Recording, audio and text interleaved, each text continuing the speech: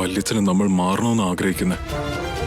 നമ്മൾ കോംപ്രമൈസ് ചെയ്ത് നമ്മൾ നല്ലവരെ മാറിയെന്ന് ആത്മാവ് വിശ്വസിച്ച നമുക്ക് ജീവനോടെ രക്ഷപ്പെടാൻ പറ്റും. അല്ലെങ്കിൽ നമ്മളും ആത്മാവാവും. വേറെ വഴിയില്ല.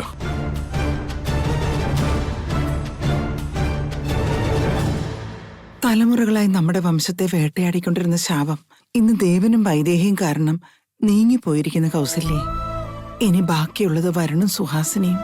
അവരുടെ മനസ്സും മാറി നമ്മളോട് ചേർന്ന് നിന്ന പിന്നെ വിഷമിക്കാൻ ഒന്നും ഉണ്ടാവില്ല. ഈ വീട്ടിൽ സന്തോഷം നിറയണമെങ്കിൽ ആദ്യം നടത്തേണ്ടത് വൈദേഹിയുടെ വളയിടിയിൽ ചടങ്ങ. ശരിയാ, അത് നമ്മൾ മറന്നു. ആപത്തുകളെ കുറിച്ചുള്ള പേടിക്കിടയിൽ അതൊന്നും നമ്മൾ ഓർത്തേയില്ല. ശരിയാണമ്മേ. രാജഗുരുക്കള് പറഞ്ഞ മറ്റൊരു കാര്യവും നമ്മൾ മറന്നു. ആ ചടങ്ങിൽ വെച്ച് ദേവൻ വൈദേഹിയുടെ നെറുകിൽ സിന്ദൂരം ചാർത്തി പൂജ പൂർത്തിയാക്കി കഴിഞ്ഞാൽ ശാപത്തിന്റേതാകുന്ന എന്തെങ്കിലും കരനിഴൽ ബാക്കിയുണ്ടെങ്കിൽ അതും ഇവിടുന്ന് അകന്നു പൊയ്ക്കോളും. പിന്നെ എല്ലാം നല്ലതേ നടക്കൂ. എല്ലാ അപശകനങ്ങളും തീർത്തും ഇല്ലാതാവാൻ ഒരു ശത്രുസംഹാര പൂജയും വൈദേഹിയുടെ വളയിടൽ ചടങ്ങും നടത്തണം. നീ പറഞ്ഞതും ശരിയാടാ. ഭാര്യയും ഭർത്താവ് ഒന്നിച്ചിരിക്കെ ബന്ധുമിത്രാദികൾ ഒത്തുകൂടി അനുഗ്രഹവർഷം ചൊരിയുമ്പോ അവൻ അവളുടെ കയ്യിൽ വളയിട്ട് കൊടുക്കണം. അപ്പോ വയറ്റി കിടക്കുന്ന കുഞ്ഞിനത് ഒരു രക്ഷാകവചം പോലെയാണെന്നാ മുതിർന്നവര് പറയുന്നത്.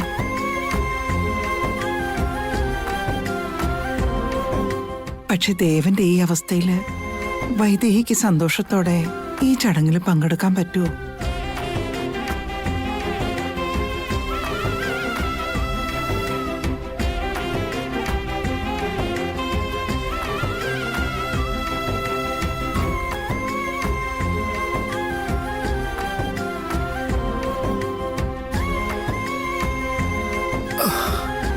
എന്തു ഇരിക്കമ്മേ. എന്തിനാ മോനെ നീ ഇങ്ങനെ റെസ്റ്റ് എടുക്കാതെ ഇറങ്ങി നടക്കുന്നേ? വൈദേഹി, എന്തിനാ അവനെ ഇങ്ങോട്ട് കൊണ്ടുവന്നേ? റൂമിലിരുന്ന് മടുത്തെന്ന് പറഞ്ഞതുകൊണ്ടാ. കുറച്ചുനേരം പുറത്തു വന്നിരിക്കണമെന്ന് ദേവേട്ടൻ തന്നെയാ പറഞ്ഞത്. എന്താ എന്തോ സീരിയസ് ഡിസ്കഷൻ ആയിരുന്നു തോന്നല്ലോ. അങ്ങനൊന്നും ഇല്ലടാ. വൈദേഹിക്ക് ഒരു ചടങ്ങൂടെ ബാക്കിയുണ്ടല്ലോ.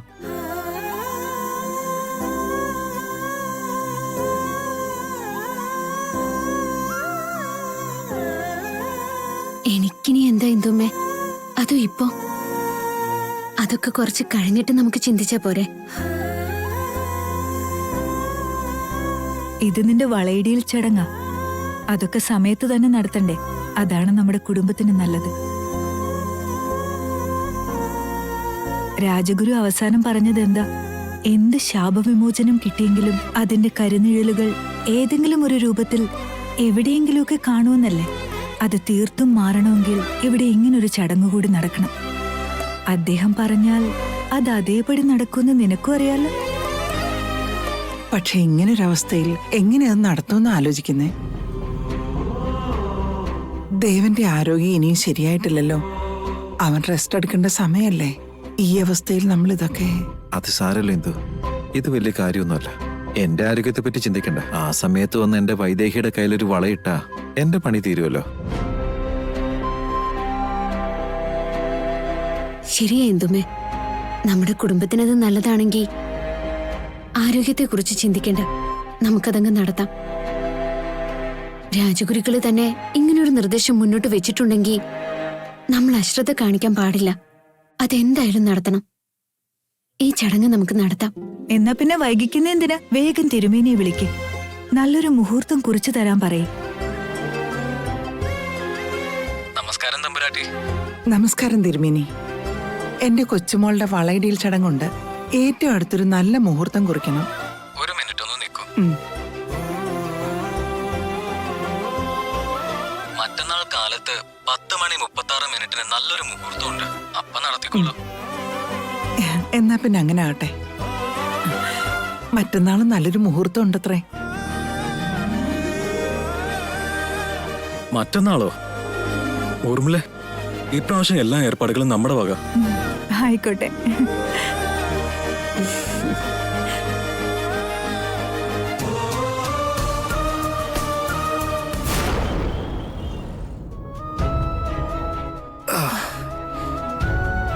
ഒരു മിനിറ്റ് ദേവേട്ട.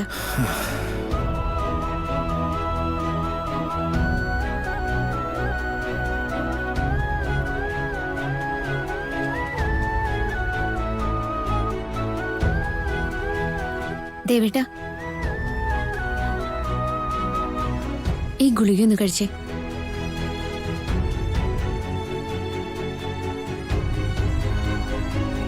എന്ത് ദേവേട്ടനെ ആലോചിക്കുന്നേ?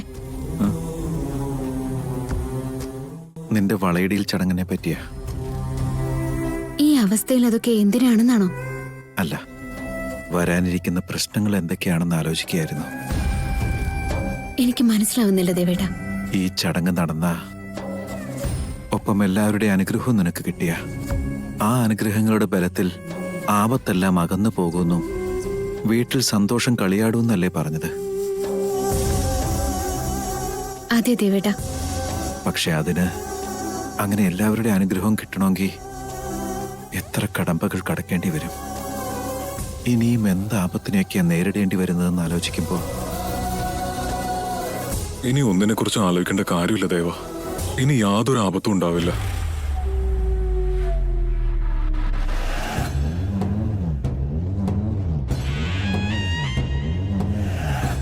ഇനി അങ്ങനെ നോക്കണ്ട വൈദേഹി. ഞാനീ പറയുന്നതെല്ലാം പരമസത്യമാ. ഈ വീട്ടിൽ നിങ്ങൾക്ക് ആപത്ത് എന്തെങ്കിലും ഉണ്ടായിട്ടുണ്ടെങ്കിൽ അതിന് കാരണം ഞാനല്ലേ. ഇപ്പൊ എന്റെ മനസ്സിൽ അങ്ങനെയൊന്നുമില്ല. നിങ്ങൾ വിശ്വസിച്ചാലും ഇല്ലെങ്കിലും അതാണ് സത്യം. മറ്റന്നാളല്ലേ ചടങ്ങ് നടത്തുന്നത്. നിനക്കും കുഞ്ഞുമാവയ്ക്കും എന്റെ ബെസ്റ്റ് വിഷസ്.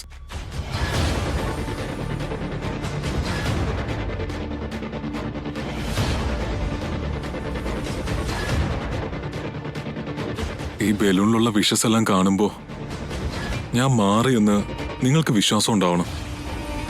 അതുകൊണ്ടാ അതിവിടെ തന്നെ കെട്ടിയിടുന്നത്.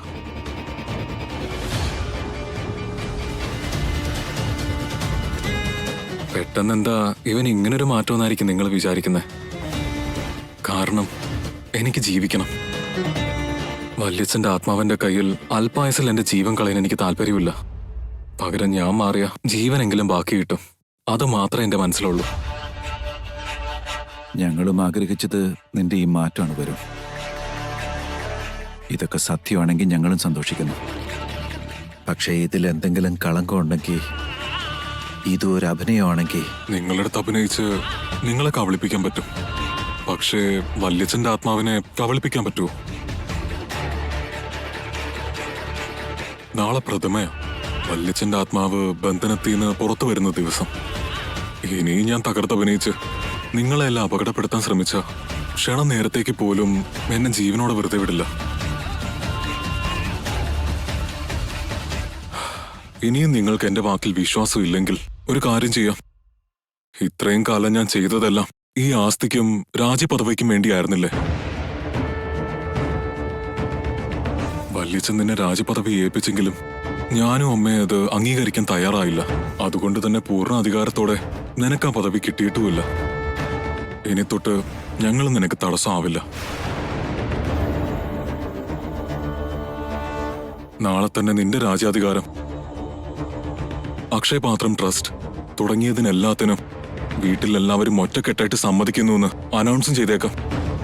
എന്നാലെങ്കിലും ഞാൻ മാറിയെന്നുള്ളത് നിങ്ങളെല്ലാരും വിശ്വസിക്കുമല്ലോ. Good night. Good night Vaidehi.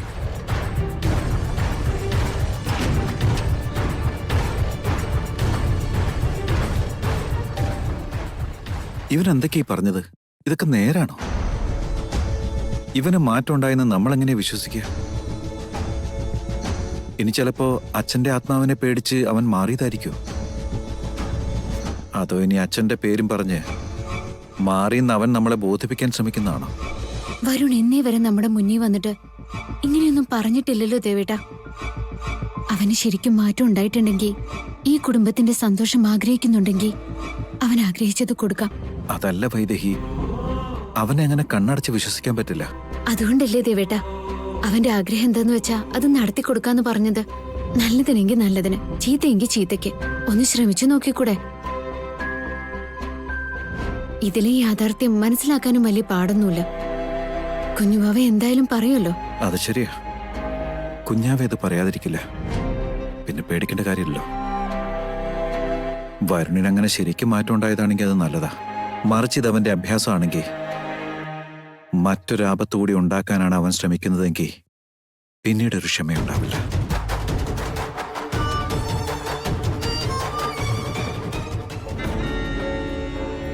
എല്ലാം തകിടം മറിഞ്ഞു. എന്തോ മലമറിക്കാന്ന് കരുതി ഒടുവിൽ അവരുടെ കാൽച്ചുവട്ടി കിടന്ന് ജീവിക്കേണ്ട ഗതികേടായി. കഷ്ടം. ഏത് ജന്മത്തെ എന്ത് പാപം ചെയ്തിട്ടാണോ ഇന്ന് ഇങ്ങനെയൊക്കെ കിടന്ന് അനുഭവിക്കുന്നേ? ആ, എഴുന്നള്ളിയോ സാറ്? കോംപ്രമൈസ് ചെയ്തു കഴിഞ്ഞോ? ധൈര്യമില്ലാത്തവൻ. അടിയന്മാരായിട്ട് ജീവിക്കാന്ന് പറഞ്ഞിട്ട് പോന്നോ? അതോ കാലിന്റെ അടിയിൽ പട്ടിയെ പോലെ കിടന്നോളാന്ന് പറഞ്ഞോ? അമ്മേ, അമ്മയൊന്ന് അടങ്ങുന്നുണ്ടോ? ഒത്തിരി കിടന്ന് ചിന്തിക്കണ്ട. ചിന്തിക്കണ്ടെന്ന് പറഞ്ഞാ എങ്ങനെയാടാ? എനിക്കിതൊന്നും സഹിക്കാൻ പറ്റുന്നില്ല. ഇങ്ങനൊരു അനുരഞ്ജനത്തിന് നിൽക്കുന്നതിനേക്കാൾ മരിക്കുന്നതല്ലേടാ നല്ലത്.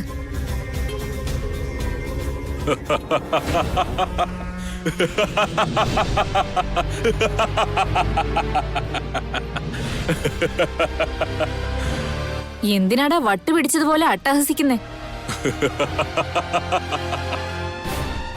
എനിക്കല്ലമ്മേ ഭ്രാന്ത് പിടിച്ചിരിക്കുന്നേ. മറ്റുള്ളവരെ ഭ്രാന്ത് പിടിപ്പിക്കുന്നവനാ ഞാൻ. മോനെ കുറിച്ച് അമ്മ മനസ്സിലാക്കിയത് ഇത്രേ ഉള്ളൂ. 10 തലയുള്ള രാവണാസുരനാ ഞാൻ. 10 തലയും കൊയ്തെറിഞ്ഞാലും ഞാൻ മാറില്ല. ആഗ്രഹിച്ചത് നേടിയെടുക്കുന്നത് വരെ അടങ്ങിയിരിക്കുകയില്ല. മാറിയെന്ന് ഞാൻ പറഞ്ഞാൽ പോലും അമ്മയത് വിശ്വസിക്കാൻ പാടില്ല. എനിക്കൊന്നും മനസ്സിലാവുന്നില്ല. അപ്പൊ അവന്റെ കാൽച്ചുവട്ടിലേക്ക് പോയതോ? അതാണ് രാജതന്ത്രം. അനുരഞ്ജനത്തിന്റെ മറവിൽ എത്രയോ രാജപരമ്പരകൾ നിലം പതിച്ചിട്ടുണ്ടമ്മേ. ഈ കുടുംബവും നാളെ ആ ചരിത്രത്തിന്റെ ഭാഗമായി മാറും. നീ എന്താടാ ചെയ്യാൻ പോകുന്നേ? നാളെ രാജ്യാധിപതിയായും അക്ഷയപാത്രത്തിന്റെ ട്രസ്റ്റിന്റെ അധിപതിയായും കുടുംബത്തിലെ എല്ലാവരും ചേർന്ന് ഈ വരുണിനെ തെരഞ്ഞെടുക്കാൻ പോകുന്നത്.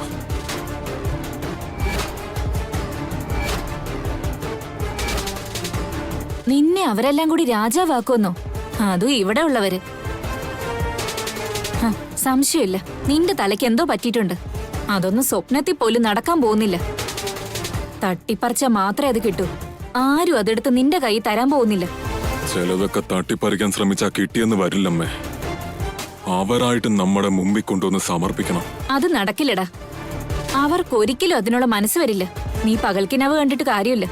കിനാവല്ലമ്മേ, നടക്കാൻ പോകുന്നതാ പറഞ്ഞത്. ആദ്യം നിന്റെ വല്യച്ഛന്റെ ആത്മാവിന്റെ അടുത്ത് നിന്ന് എങ്ങനെ രക്ഷപ്പെടാന്നുള്ളതിനെ പറ്റി ചിന്തിക്കും. ബാക്കിയുള്ളതൊക്കെ പിന്നീട് ആലോചിച്ചാ മതി. ഒരു അണുബോംബ് ഉണ്ടെങ്കിൽ ഒരു രാജ്യത്തെ തകർക്കാം. അതുപോലെ എല്ലാ പ്രശ്നങ്ങളും തീർക്കാൻ അതുപോലെ ഒരൊറ്റ ഉപായം കണ്ടെത്തിയാൽ മതി. പിന്നെ ഈ വീട്ടിലുള്ളവർ മാത്രമല്ല, വല്യച്ഛന്റെ ആത്മാവാണെങ്കിലും നാളെ നമ്മുടെ താളത്തിനൊത്ത് തുള്ളും. നാളെ നീ എന്താ ചെയ്യാൻ പോകുന്നേന്ന് ഇന്ന് രാത്രി ആ കുഞ്ഞ് അവളോട് പറഞ്ഞു കൊടുക്കില്ലേ? അത് പറയണമെങ്കിൽ ദേവനും വൈദേഹി ഉണർന്നിരുന്നിട്ട് വേണ്ടേ അമ്മേ. അവർക്കപ്പോ ബോധം പോലും ഉണ്ടായിരിക്കില്ല. ബോധമില്ലാണ്ട് അവരെവിടെ പോവാനാ? അതിനല്ലേ ഞാനൊരു സ്പെഷ്യൽ ഐറ്റം റെഡിയാക്കിയിരിക്കുന്നേ. ആരൊക്കെ വന്ന് എഴുന്നേപ്പിച്ചാലും നാളെ നേരം വെളുക്കുന്നവർ എണീക്കത്തേ ഇല്ല. പിന്നീട് അവര് കണ്ണു തുറക്കുമ്പോ സകലതും എന്റെ കൈക്കുള്ളിലായിട്ടുണ്ടാവും. ഞാൻ മാറിയെന്ന് പറഞ്ഞ് അവർക്ക് സമ്മാനിച്ച ആ ബലൂൺസ് ഉണ്ടല്ലോ, അതാണ് അവരെ അബോധാവസ്ഥയിലാക്കാൻ പോകുന്നത്.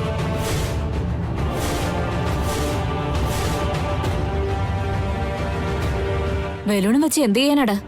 ഓ, അമ്മ അപ്പൊ സിനിമയൊന്നും കാണാറില്ലല്ലേ? അതിലൊരു ബലൂൺ പൊട്ടിയാ നേരം വെളുക്കുന്നവരെ കണ്ണു തുറക്കില്ല. പക്ഷെ ഞാനിവിടെ 10 ബലൂണാ വച്ചിരിക്കുന്നെ. ഉണരാൻ യാതൊരു ചാൻസും ഇല്ല. അതിനോടകം പലതും ഇവിടെ നടന്നിരിക്കാം. വല്യച്ഛന്റെ ആത്മാവ് പുറത്തേക്ക് വരും മുമ്പ് ഈ വീട്ടിലുള്ളവരെ എന്റെ ചൊൽപ്പടിക്ക് നിർത്തണം. എന്നിട്ട് ഇവിടെ ഒരു ശവപ്പറമ്പാക്കും ഞാൻ. നീ പറഞ്ഞതൊക്കെ നടക്കുവോടാ?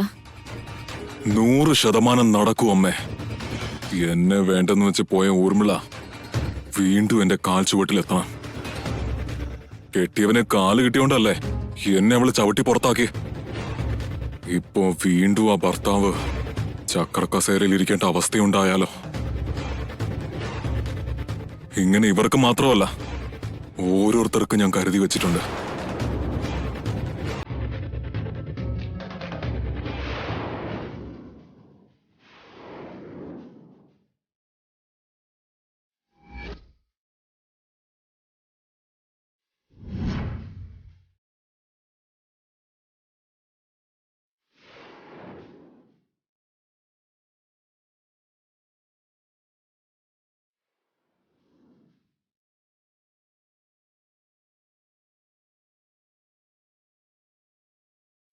അപ്പോ നിങ്ങൾ പറഞ്ഞതെല്ലാം നുണയായിരുന്നോ?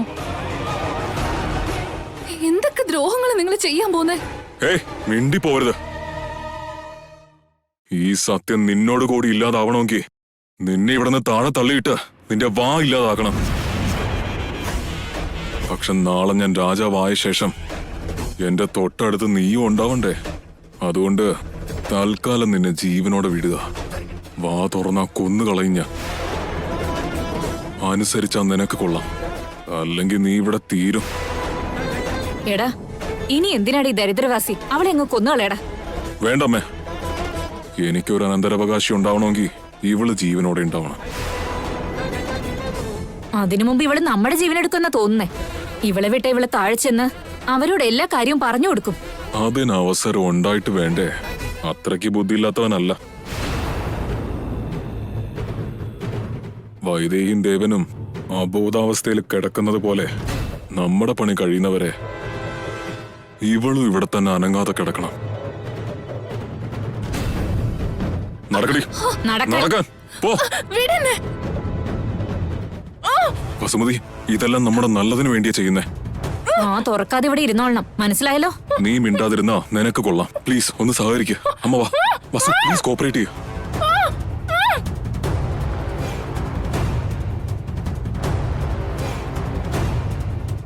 എന്തൊരു മനുഷ്യരാ, ഇത്രയും ക്രൂരത! ഭഗവാനെ, ഈ ദ്രോഹത്തെ കുറിച്ച് എങ്ങനെയാ പുറത്തറിയിക്കുക?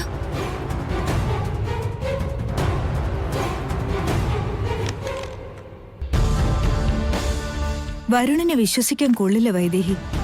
അവൻ മാറിയെന്ന് പറയുന്നതിനു പിന്നിൽ എന്തെങ്കിലും ഒരു ചതി ഉണ്ടാവും. അത്ര എളുപ്പത്തിൽ അച്ഛനെ പേടിച്ച് ഓടിപ്പോകുന്നവനല്ല അവൻ. അത് വെറുതെയാ. മരിച്ചു പോകുന്നുള്ള പേടി അവനിൽ മാറ്റം ഉണ്ടാക്കിയിട്ടുണ്ടെങ്കിലോ? അവൻ മരണത്തെ പേടിക്കുന്നവനല്ല, മരിച്ച പോലെ അഭിനയിച്ചെങ്കിലും മറ്റുള്ളവരെ കൊല്ലാൻ ശ്രമിക്കുന്നവനാ.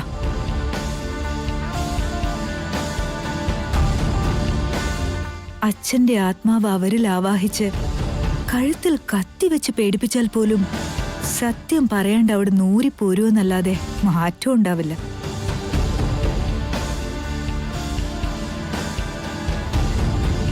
അങ്ങനെ ഒരുത്തൻ തന്നെത്താനെ ദേവന്റെ മുന്നിൽ വന്ന് നിന്ന് മാറിയെന്ന് പറഞ്ഞ് ക്ഷമ ചോദിച്ചെങ്കിൽ അതൊരിക്കലും വിശ്വസിക്കരുത്.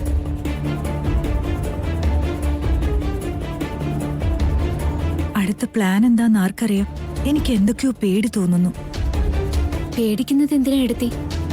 വരുൺ എന്ത് തന്നെ പ്ലാൻ ചെയ്താലും അത് വരുൺ തന്നെ അനുഭവിക്കേണ്ടി വരും.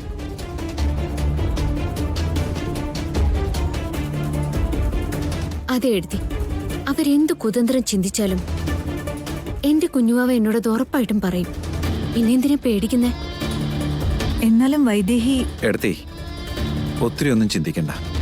നമുക്കിത് വരുന്നിടത്ത് വെച്ച് കാണാം. വരുണിന് വൈദേഹി ഓൾറെഡി കൊടുത്തു കഴിഞ്ഞു. അവൻ അനുഭവിക്കാൻ പോകുന്നതേ ഉള്ളൂ. അത് കാണാൻ റെഡിയായിരുന്നു. Let's start the game.